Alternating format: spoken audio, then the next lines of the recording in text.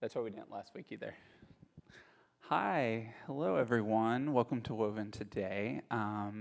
So excited because Steve Clements is here, and there's this little thing in a few weeks called an election that's kind of important, maybe a little, and he's going to give us some insight into at least that maybe we should vote and how politics work and things today. So him and John are going to have a fun conversation today.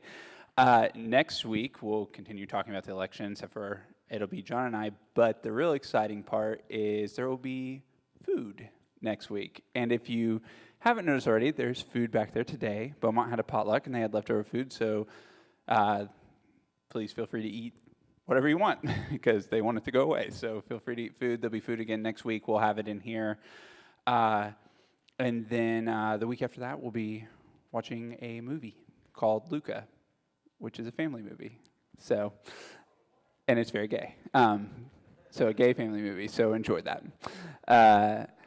And then, for those of you who were here last week, when April was here talking with John, April will be back with Tim Whitaker from New Evangelicals, and we'll be talking post-election.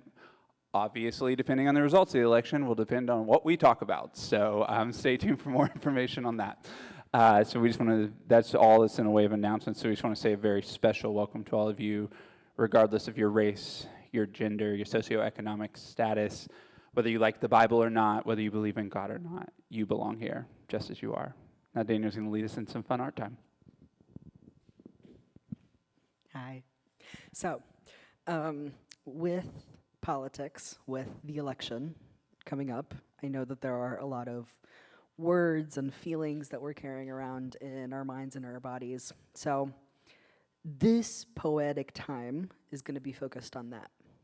So I'm going to do, once again, the passing out of the little papers where you write a word onto, think of some of the anxieties, some of the maybe things that you're looking forward to, if you're lucky like that, with this election or with just the state of the political landscape right now.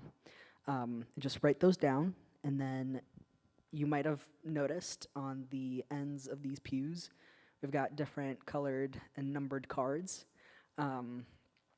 That's gonna be the assigned, quote unquote, assigned groups that you will get together in and write your poems. So, good thing you don't have to move per se. Whoever is in,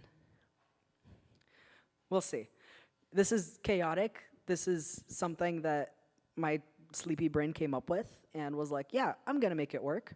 So there's a couple of different options, and we're gonna practice democracy, and we're gonna vote. See what I did there? So we're gonna vote on how exactly we want to divide into groups. Do we want to divide by the colors of the papers only, or by the numbers on the papers? If we had more people, there would have been a secret third option of, do we want to divide by colors and numbers? So right now, because there's not many of us, we've got two options. We can either get into groups based by color, so all of the people who are sitting in the blue rows will be in one group. All of the people who are sitting in the pink are a group, and yellow is one group. Or the second option is all of the rows that are numbered 3 are in one group, all of the rows that are numbered 2 are one group, and all of the rows numbered 1 are one group. Right, so actually no, because that's not how democracy works. You get to see the options you have and then make an educated decision. So take a look at the numbers. Those who are at the end of the rows, share what your color and number are, if there are more than just one person. And take a look around as well. You can kind of see where everyone is sitting. And now I'm gonna ask by show of hands. This is gonna be something. Um, if you want to divide based by color, oh, maybe I should not have started by that. I heard the what? Yes, color of your card. Thank you, Andrew. Yes, if you want to be divided by the color of your card, raise your hand. 1, 2, 3, 4, 5. Okay. And if you want to be divided by the number on your card, 1, 2, 3, 4, 5. Are you serious? It's a tie? Right. And so how many are not voting? Oh, 4. I did not prepare for this. Am I the tiebreaker? I'm flipping a coin. I'm not going to be the tiebreaker. Oh. Am I the vice president? I don't like the amount of power that you've bestowed on me, John. Okay, so I've got a coin flipper. Okay, so I'm gonna say I've got a Russian coin. I've got an app for a coin flipper. That's how indecisive I am. I rely on this app way too much. Anyway, so it's a Russian coin. It's got a bear on one side and a two-headed eagle on the other. So I'm gonna say that the bear is the color card option, and then the two-headed eagle is the numbers option. See what I did there? See what I did there? I'm smart. Anyway, so, okay. Drum roll, please. Bear. We're going to be divided by color of the card. Okay, so we're first going to write the words, then I'm going to collect the words, and then we're going to get up and mingle. If you don't want to get up, say you are the color, and all of the people who share the same color of the card will come to you. Does that make sense? Okay, I'm seeing.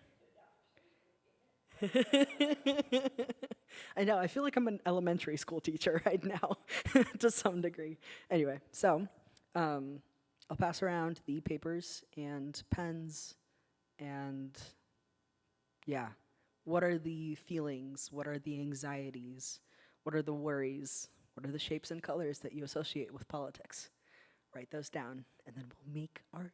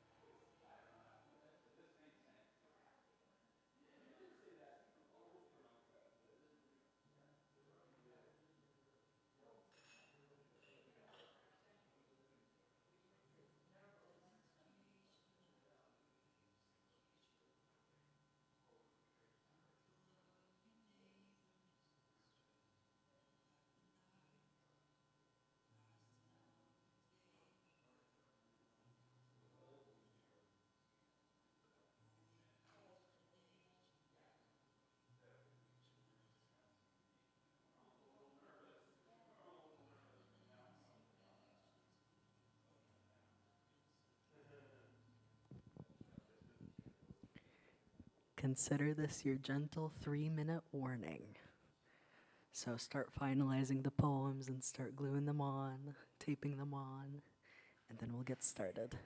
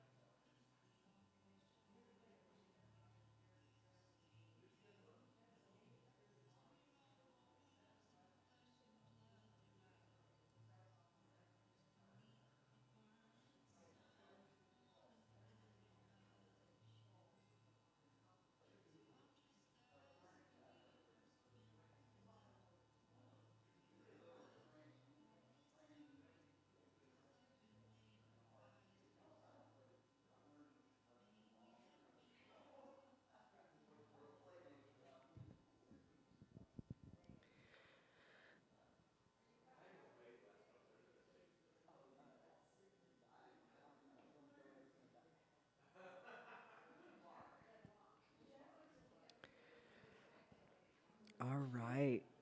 So if you're still working on your poem, continue working on it. But if you're done, feel free to find your seats and turn your hearts and your minds to the Lord.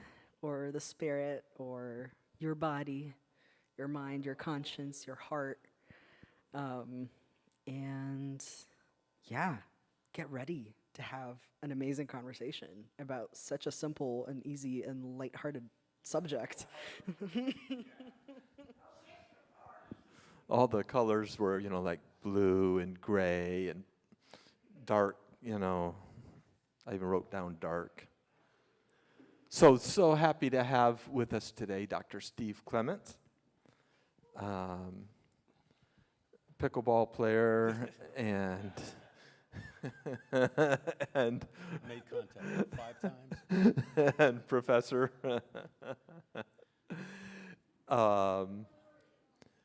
Steve's, so your doctorate's in Political science. political science from the University of Chicago. And I know. So if you are in the education world, you know about that university and what that means. And we've been friends since we were on the same hall together at Asbury back in 79 to 83. Yeah, a few years back. A few years back. The what? The Star Wars That's true. room? Yeah.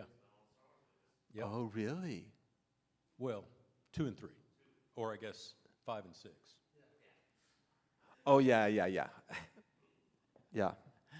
So today I've asked Steve to be here to, because the election is coming. And so we want to talk sort of about some of the macro factors. So we're not trying to tell you how to vote specifically.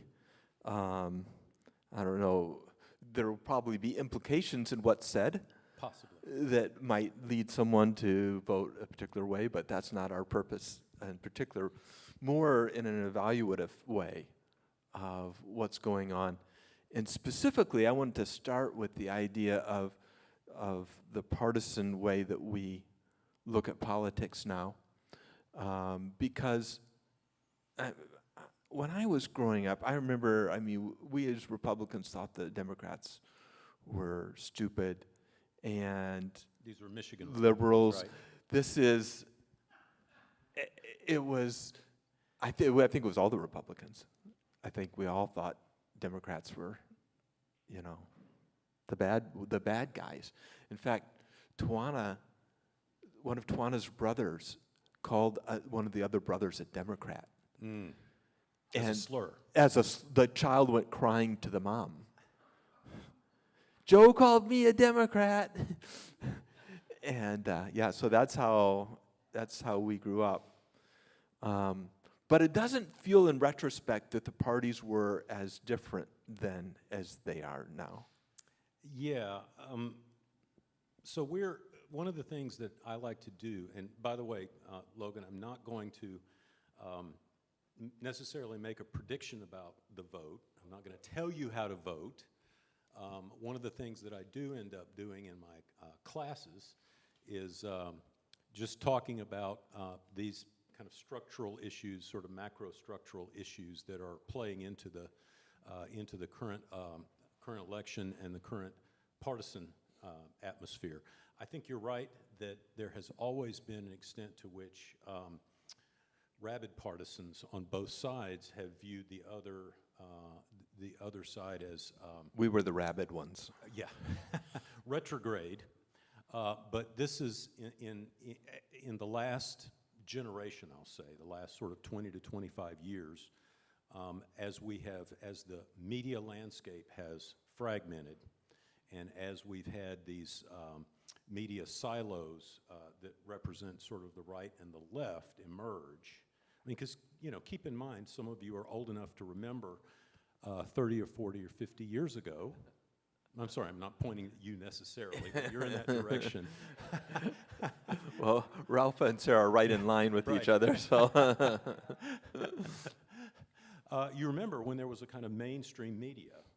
Most of the media was the 3 major networks, the evening news for 30 minutes or an hour, and the New York Times and the Washington Post and the Wall Street Journal were the sort of voices of the establishment, and the people who were kind of hyper-partisans on either the right or the left got sort of filtered out, not necessarily marginalized, but sort of filtered out from that kind of conventional wisdom that kind of existed. Well, most of us didn't have a way of accessing any of that information. Right. Yeah, that's exactly right. And now with the diminution of the mainstream newspaper outlets, for example, and the fact that the television networks, nobody really watches them anymore, at least it's a very small percentage of people. Most of the rest of the media landscape is sort of divided up into these partisan silos, and people tend to get in a silo for either the team blue or team red. I'm going to use those phrases more so than Republican or Democrat, but team blue or team red. They're going to be in those silos, and then they'll just be reinforced their view of reality. And so in that context, it's much easier to kind of denigrate the other side, pitch them as evil, pitch them as other. One of the interesting indicators of this is that the percentage of families who don't want to have their children marry somebody of the other party has skyrocketed compared to what it was 40 or 50 years ago. So now it's like 70, if I'm remembering correctly, it's like 70% of families on either side don't want their kids to marry somebody from the other political party, and that used to be like 20 or 30%. Well, I mean, because it used to be Catholic and Protestant. The divides over time have shifted. They've shifted? Yeah, quite a bit. Because if you know, I would rather my daughter marry a progressive Catholic Right. than a conservative Presbyterian Right. any day. Because that's an example of one yeah. of the kinds of divisions that has shifted over time.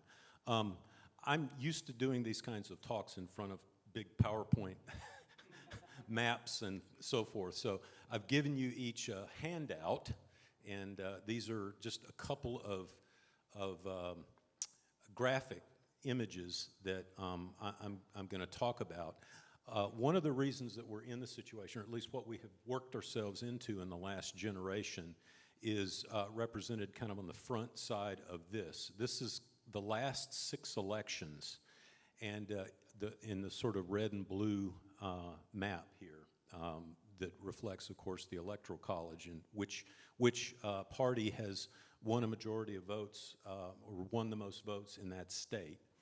And one of the things that you see, I think, if you look at these six different electoral maps, just sort of at a glance, you'll notice relatively little change from election to election. Most of the red and most of the blue has been pretty consistent, and then there are a few states that have kind of flipped back and forth between the two. This is a relatively unusual situation. We went through quite a number of decades in the 20th century where there would be fairly significant shifts over from election to election, but we're in a situation now where I had students ask me the other day in class, who was going to win the election? I said, I'm not going to tell you who's going to win, because in as much as the polls are any good, it's kind of a dead heat. We don't know. But I said one of the things you can more or less expect is that this election is likely to be pretty close to the last election and then the election before that. Right, just looking at how relatively little change there is from election to election, I think we can expect something similar to emerge in November. Whoever wins, it'll either be pretty close to what happened in 2020 or pretty close to what happened in 2016. So if you don't follow politics a lot, those states are Wisconsin, Michigan, Pennsylvania, North Carolina, Georgia, Arizona, Nevada. John obviously follows politics. Those 7. Those are the seven. Those are the 7 swing states, the so-called swing states this time. And it's going to be all about those states. Yeah, nearly all of the campaigning and focus is going on in those states. Just keep in mind that Donald Trump won the 2016 election by gaining about 100,000 votes across 3 states, Wisconsin, Michigan, and Pennsylvania. And then in 2020, Joe Biden won the Electoral College by about 45,000 votes across 3 other states. He won back the 3 Great Lakes states that I just mentioned, and also picked up a few other states. Keep in mind as well that Donald Trump in the 2 previous elections did not get more than 47% of the vote either time. Hillary Clinton won over 3 million more votes than he did, and 7 million people in 2016 voted for third-party candidates. In 2020, the people that had voted for third-party candidates in 2016 largely went back to Biden, which is one of the reasons why he won 7 million more popular There wasn't votes. a significant third party in No, 2020. not in 2020. So that's a huge change. Yeah, I mean, that right. matters. And so part of the difference in November in a couple of weeks will be how many people decide to vote for neither one of the candidates, what the turnout's going to be, which people just simply don't come, or which come and cast their votes for everything but the presidency. That's another category of voters. Yeah, so one of the in this partisan divide, I'm wanting to go a little bit more on that. It feels like to me that Team Red has drifted from what Team Red was even 10 years ago in pre-Trump times. Yeah, that's correct. I mean, the MAGA Red is different than pre-Trump Red. Well, keep in mind a couple of things, and this is part of what contributes to this particular map situation. Given that most states set things up so that the only Democrats or only Republicans can vote in the primaries, and since a lot of districts are heavily dominated by either Team Red or Team Blue, the incentive structure in the primary system is for Team Blue to move to the left and Team Red to move to the right. So there's an incentive structure in place that kind of polarizes both parties. Is the And in kind of deep blue areas and deep red areas, all of the action is at the primary level, not in the general campaign. are primaries a part of the Constitution? Oh, no.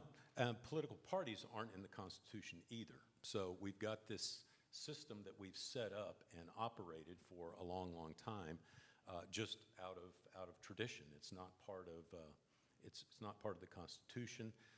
There's no reason we couldn't change it if we wanted to. We've just gotten used to operating with these 2 parties. And in general, the parties themselves get to set the rules about how politics works in each state. So that almost is a kind of corruption. Yeah, right. Well, because in you and of can itself. gerrymander Right. for one thing. Right. Yeah, there's gerrymandering is a part of this. It's always been. Not sure. That's also something that is, I guess I'll say, constitutionally protected in the sense that the Constitution leaves decisions about district lines to the states.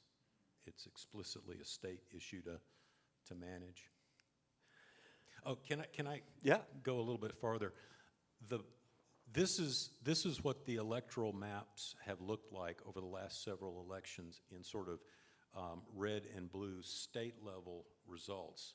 The reason I include this is if you look underneath the state level, what you see here is that the blue parts of the map are almost entirely our metropolitan areas, our urban and metropolitan areas, and the red parts of the map are the more rural and exurban parts of the country. So this is part of the realignment that has gotten us to where we are today, is the fact that Team Blue has become, in the FDR sort of New Deal era, it was mostly ethnic and religious minorities in the cities, in the big cities, the immigrants from Europe. It was the Old South, and it was people in lots of working class and rural parts of the country. That has shifted so Th- that now that was Team Blue. that was Team Blue, which kind of dominated our political system from the 1930s until roughly the 1960s. Because even when I was growing up, we Yeah. heard about the old Southern Democrats. Right, I mean, Right. it was deeply blue, right. especially in the 50s. Yeah, yeah, that's correct. And that more or less changed in the 1980s with... Because that is the opposite of this. Yeah, that's right. That more or less changed in the 1980s with the Reagan administration. Reagan and mostly conservative Democrats in the House and the Senate kind of shifted things quite a bit in terms of the tax rates, in terms of scaling back some of the social programs. And we were in that sort of Reagan conservative era really through, I would argue, both the Clinton and Obama years. And then we're currently in this odd sort of limbo situation, I think, politically, where it's not clear whether we're going to go back in a more conservative direction or in a more liberal direction. And we keep having these election cycles where we're going back and forth pretty close to the middle. So right now, there's technically about a 10-seat majority for Team Red in the House, and there's a 50-50 split in the Senate. And so Kamala Harris being the vice president means that the Democrats control that chamber and the Republicans control the House chamber. And there's a good chance that that will flip this fall with the election. There's a chance that the Democrats will pick back up a slight majority in the House, and then the Republicans will have a slight majority in the Senate. But either way, there's not going to be the ability of Congress to do very much, given that they're that close. We don't. In other words, we don't have right now, given how closely divided we are and how these elections are going back and forth, we don't have a real opportunity for a governing majority to move into place and make big changes. So it feels like there are two contradictory things going on. One is that the two parties are almost equal in power. Yeah. I think the. I mean, because we don't know who's going to win. No, that's correct. That means That's that correct. that's really close. Right. Yeah. Really close. And Yep. at the same time, Team Red has become very red.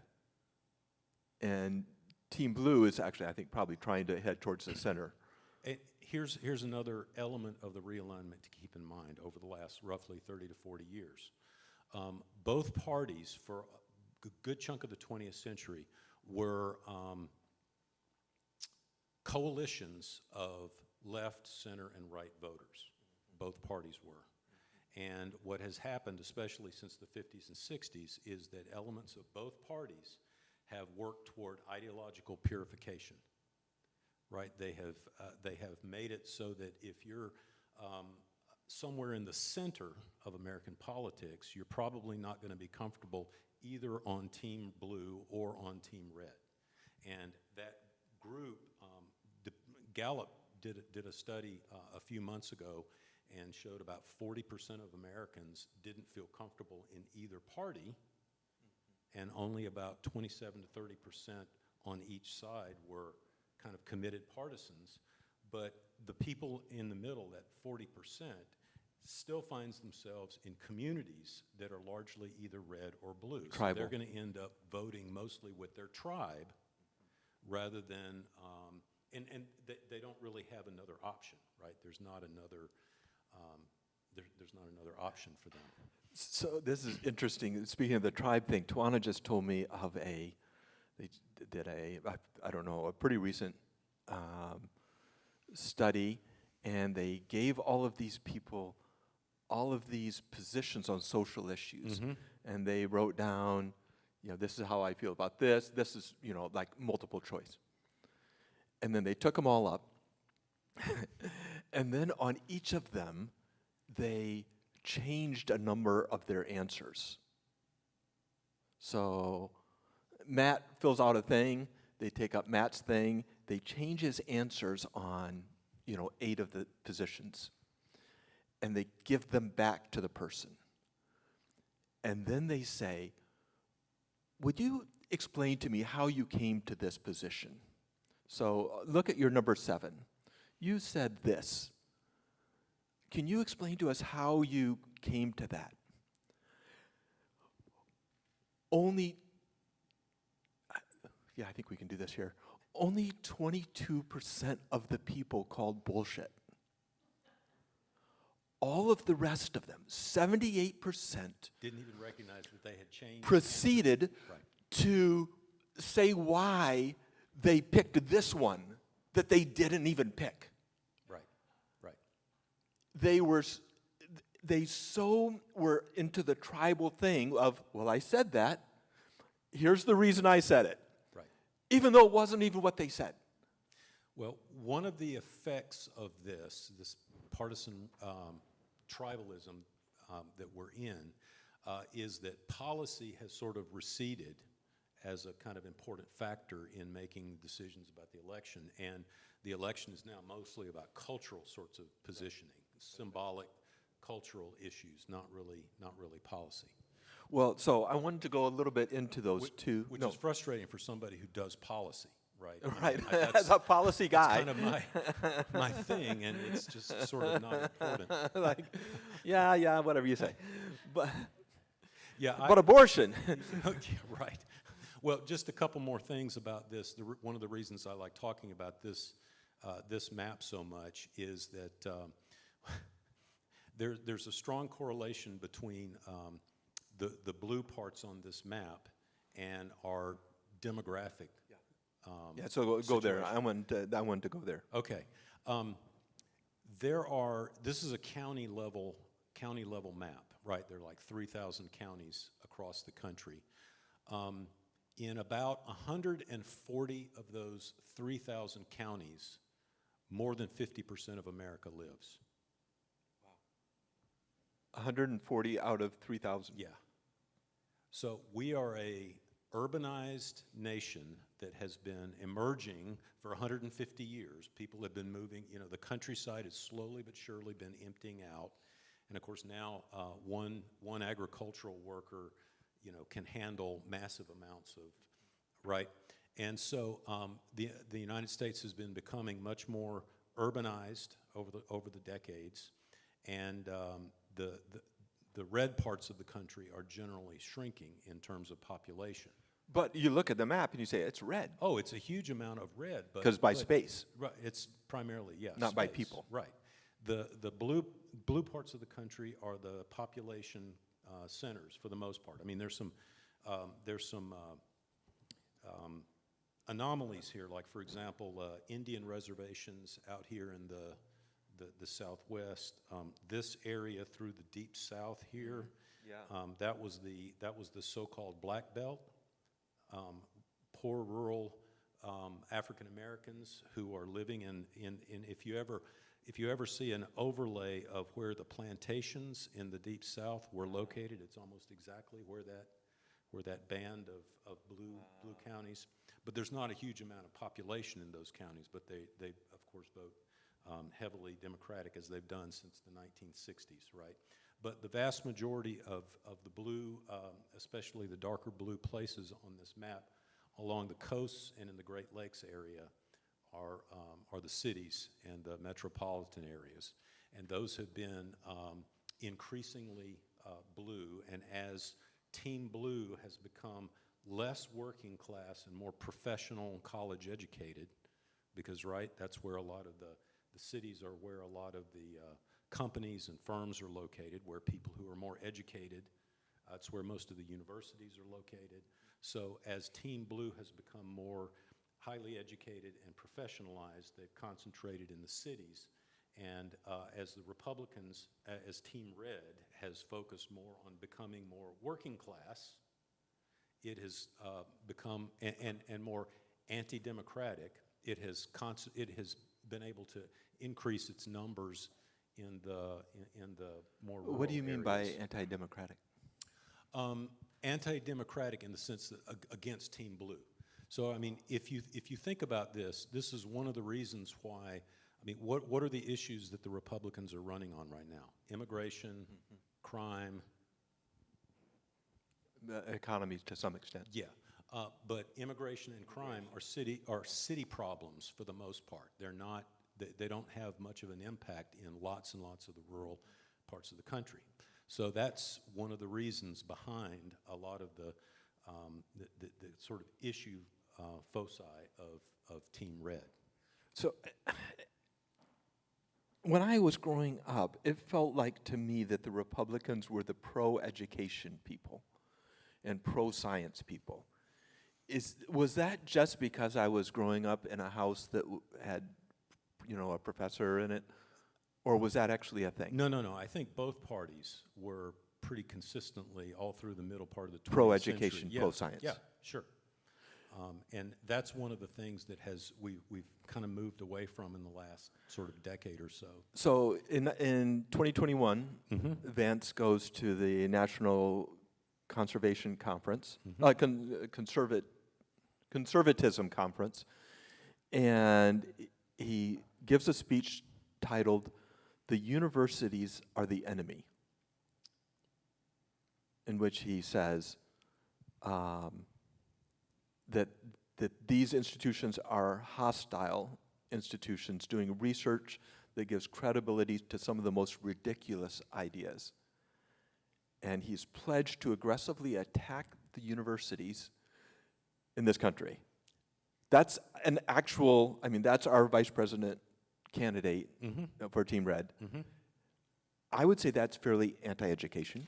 The argument here, to sort of give any credit to his side of the case here, is that especially the prestigious universities are in general run by political liberals.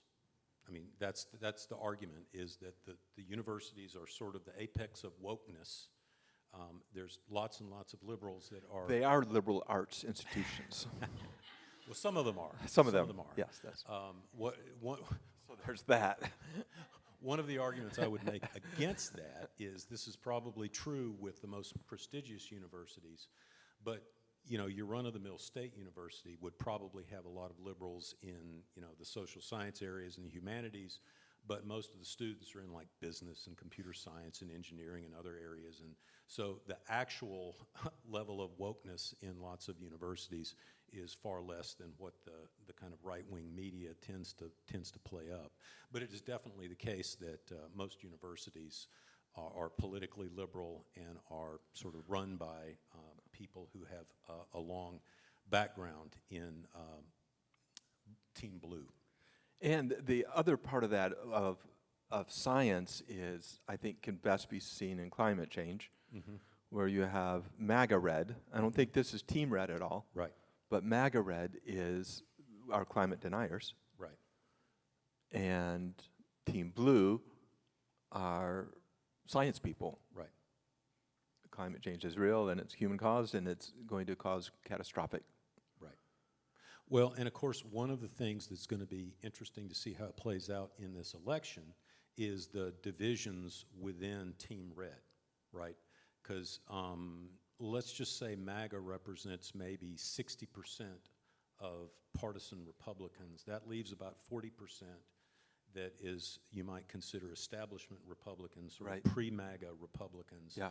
And a lot of them are going to vote, even if uncomfortably, for Donald Trump and the Republican Party right now. But some percentage of them, you could call them the Nikki Haley voters or some other group, is probably not going to support Trump. So that could be a significant element of this upcoming election. There's more of a set of divisions or subdivisions within the Republican side of things than there is right now on the Democratic side of things. The Democratic Party currently represents a broader spectrum of political ideology and political culture than the Republican Party represents right now. We hadn't talked about this, but one place, the place I'd like to sort of end up in is this idea of, as Christians, do we have a natural affinity to certain things? Like truth might be one. As Christians, are we science people? Are we education people? As Christians, do we care about the government helping the poor, those kind of things. Just any ideas from you? What, for being a Christian, does that put you, I'm not saying what party, but are there areas that you say, yeah, that's what Christians should be more like? I tend to think about politics perhaps less entangled with Christianity than some other people do, and that's, I think, just because of Because, I mean, it's very Right. entangled, for Yes, sure, with yes. MAGA. Well, and of course, another one of the issues that has significantly impacted politics over the last several decades is abortion. Right. So I've got a friend who ran for office some years ago as a Democrat here in central Kentucky, and she said she knocked on countless doors and had great conversations on the front yard or the front porch with lots of people, and would come to the end of the conversation and say, wow, you know, we agree on so much, can I have your vote? And the person would say, I can't possibly vote for you as a Democrat because I'm a pro-life person, and therefore I have to vote for the Republican. That stance, which I understand, Right. you know, Sure. having watched the sort of pro-life movement Sure. over years, then if you adopt that, then you have to accept a whole lot of other stuff that the Republican Party pushes in there that's not necessarily pro-life in various and sundry ways. So you might start with the kernel of pro-life, and then you listen to conservative media, Right. and then all of the other things come in and attach itself to that as, well, this is what it means to be in your tribe. Right. And again, one of the reasons that I focus on this fragmentation and political identification of the media is that 40 years ago, when there was a kind of mainstream consensus media out there, it sort of constantly complicated for you your ability to think about these In difficult siloed issues. ways, yeah, Right. yeah, That's yeah. right. And that's now gone. Right. And as a matter of fact, apparently, there are more people who are taking their political cues from like Joe Rogan than all of the cable news networks combined.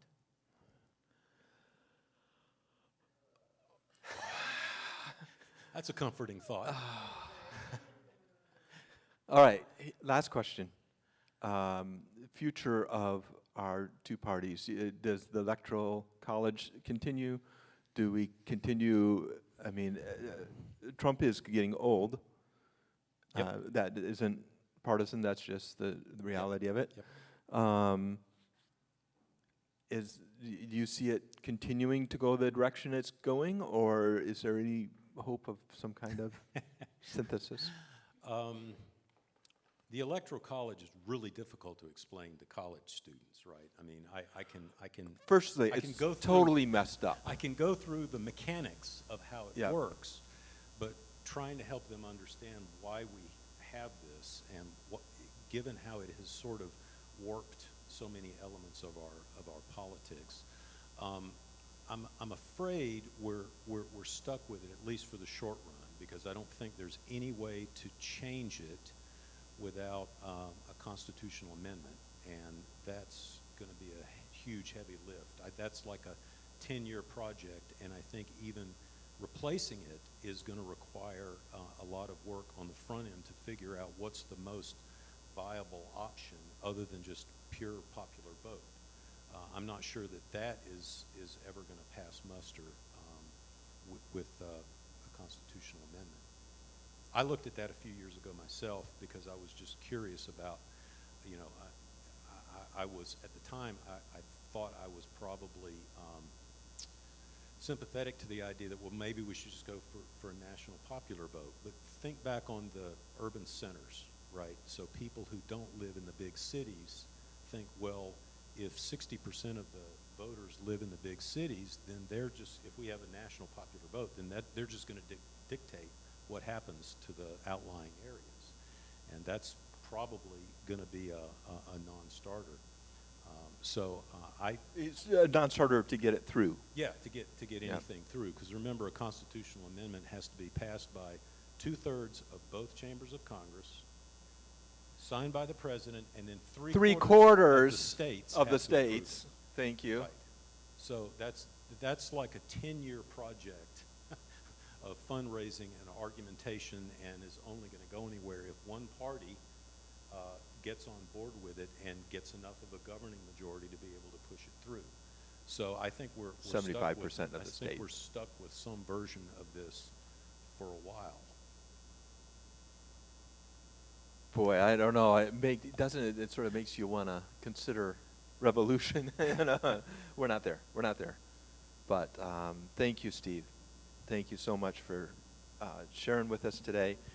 You know, the whole election thing really, it does affect a lot of us. I mean, it's going to affect all of us. But I mean, even just in the run-up to the election, those words, Danny, you know, for some of us were words like dark and scared and nervous, and because it really could matter, I think, for a lot of things, including the future of our democracy, and I know that there's catastrophizing on both sides, but that doesn't mean that they're both true. So we want to, as a group of people here who are pretty socially active and who care about social things, thanks for letting me just do this with Steve. And like, we want to always keep education in the forefront. We always want to keep knowledge and truth in the forefront. And we want to avoid going into these places that are, even if it's for our side, that are just untrue. So thank you for that.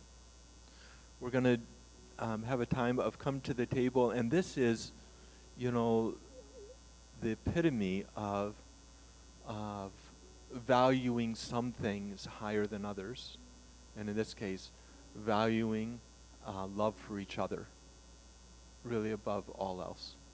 So if you would, you can come up and take that, and or get that, and we'll take it together in a moment.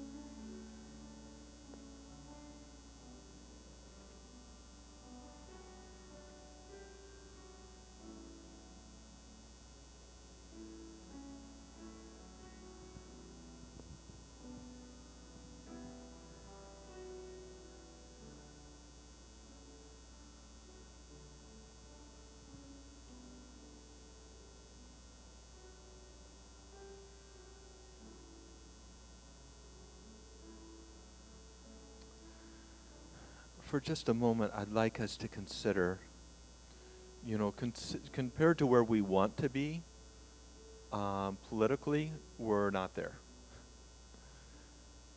I would like to suggest, though, that when Jesus originally did this, things were way worse. That the Roman government was a terrible government. It was not of the people by any means, or for the people. That so many of things that we would consider valuable were nowhere in the world. Slavery was considered acceptable everywhere, or virtually everywhere. And so, just for perspective, when Jesus did this originally, things were way worse. And yet he said, take this and eat it, as this is represents the person of Jesus, and that the Holy Spirit can be in us in whatever our political world is. So we take it in light of the Holy Spirit's presence.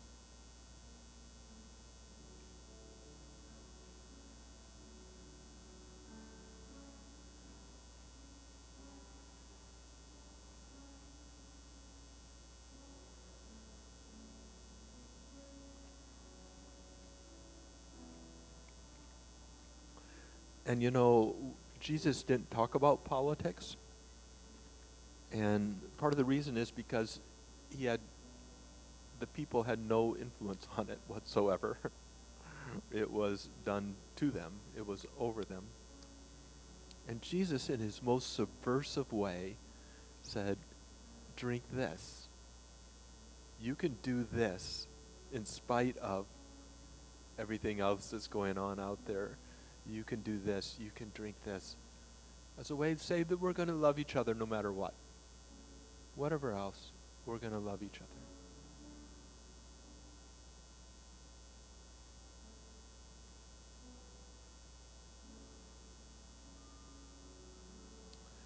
Thank you, Jesus, that that is who you are, and that we can not trust in you to fix the system, but that we can trust you to be in us, to love us, and that we can trust you to help us love each other well. Help us to love all people. And now you care for us in these next 3 weeks as we're in our own hearts getting ready for this election. Remind us that you, Holy Spirit, are in us. And we thank you in Jesus' name. Amen. Thank you, everybody, for being here. Look forward to seeing you next week. And there's lots of food at the back. This would be a perfect time. It's 4:45, dinner time. So go back and have some dinner. All right. Love you all. Thank you.